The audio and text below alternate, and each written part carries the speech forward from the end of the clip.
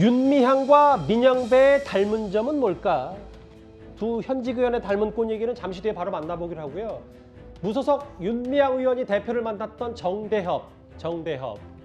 그런데 일본군 위안부 피해자들을 위한 쉼터를 짓겠다면서 받은 기부금 10억 원 가운데 절반을 반환하지 못한 것으로 알려졌습니다.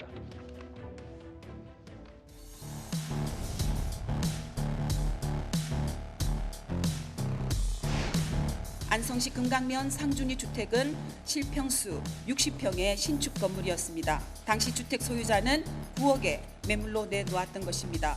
일부 언론은 정대협이 시세보다 4억 이상 비싸게 매입한 것이 아니냐는 의혹을 제기했습니다. 하지만 이는 사실이 아닙니다. 힐링센터 매입 및 매각 과정에서 제가 어떠한 부당한 이득을 취하지 않았다는 점은 분명하고 자신 있게 말씀드릴 수 있습니다.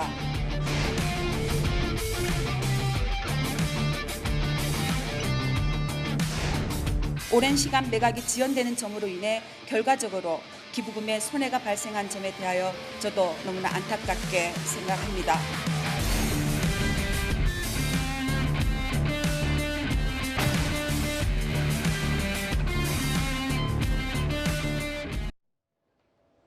과거에 윤미향 의원의 횡령 혐의 꽤 네. 뜨거웠고 지금도 재판 진행 중인 걸로 알고 있는데 네네. 설주환 변호사님. 네.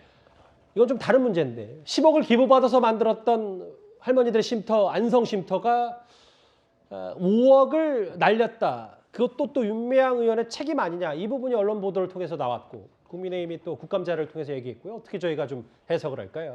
일단은 뭐 이 미반환된 금액에 대해서 정확하게 좀 따져볼 필요는 있을 것 같습니다. 그러니까 이 부분에 대해서 회계 부정이 있었는지 이런 부분에 대해서 지금 뭐 재판이 진행 중인데 제가 기억하기로는 당시에 회계에 관해서는 좀 문제가 없었던 것으로 지금 알고는 있는데 이 부분에 대해서 다시 한번 검토를 해봐야 될 것 같고요. 그 반환되지 않은 금액에 대해서는 그냥 날려버렸다라는 걸로 그냥 뭐 마무리하면 될 것 같지는 않습니다. 예. 이 부분에 대해서는 뭐 예를 들어서 윤미향 의원의 개인적인 책임이 있는지 없는지도 좀 따져볼 필요가 있고요. 예. 그리고 그 부분에서 책임이 있다고 한다면 윤미향 의원 개인적으로도 이 부분에 배상이 돼야 될 부분이 아닌가라는 생각이 듭니다. 일단 논란이 좀 있고 여러 보도가 나오니까 윤미향 의원 이렇게 얘기했어요. 매각 대금의 반환은 대표의 사임한 이후에 발생했기 때문에 검찰도 이 매각은 무혐의 처분한 거 아니냐. 근데 일단 10억 원에 기부받아 샀던 그 5억 원 반환밖에 안 됐다. 뭐 도덕적 책임에 대해서 여당 그 비판을 하는 것 같은데요. 사실 윤미향 의원 관련돼서 또 다른 이슈 하나가 있습니다. 지금 민주당이 정부와 국민의힘의 거센 반발에도 남는 쌀을 정부가 의무 매입하는 양국관리법 개정안을 오늘 단독 처리했습니다.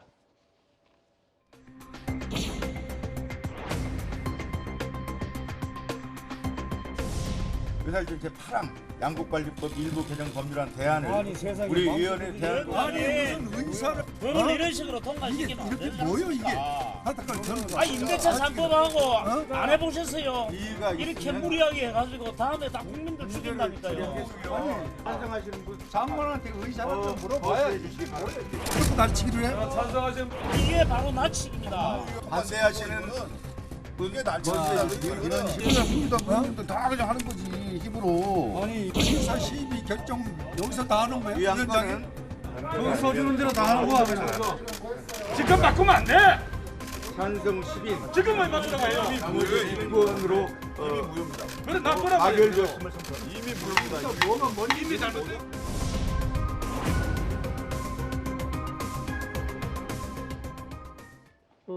물론 뭐 농해 소유이기 때문에 앞으로 뭐 법사위도 통과해야 되고 국회 본회의도 해야 됩니다만 조수진 의원님. 네.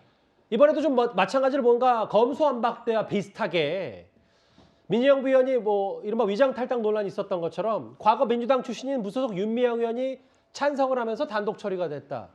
이 부분 때문에 또 국회 이 절차에 대해서 여러 얘기들이 좀 나오는 것 같더라고요. 네, 일종의 그러니까 민영배 의원 시즌 2가 벌어진 거예요.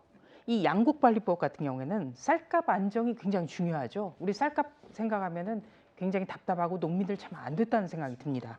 그런데 그렇다고 해서 초과 생산된 쌀을 정부가 의무적으로 매입하도록 한다면 앞으로 우리 농업에 미래가 있을까? 이 부분에 대해서는 의견이 다른 거예요. 예. 바로 이런 의견이 다른 쟁점 법안을 수기해서 좀 더 숙성시켜서 연구해 보라는 취지가 바로 안건조정위잖아요. 안건조정위에서 충분히 여야가 동수로 구성을 해서 쟁점 법안을 논의해보자. 이런 취지로 만들어진 게 안건조정이란 말이죠. 그런데 안건조정이 3대3으로 구성이 되는데 이 야당 몫의 3에 윤미향 의원을 야당 의원으로 집어넣어서 의결정석수를 재워서 처리해버린 겁니다. 예. 그렇다면 쟁점 법안을 수기를 거쳐서 여야가 머리를 맞대서 법안을 합리적으로 처리하라라는 국회법의 취지에 어긋나는 거예요. 물론 윤미향 의원은 현재는 무소속이기 때문에 예. 민영배 의원처럼 위장 탈당을 시킨 것은 아니지만 똑같이 사실상 더불어민주당 소속 의원을 무소속으로 둔갑시킨 것은 똑같습니다.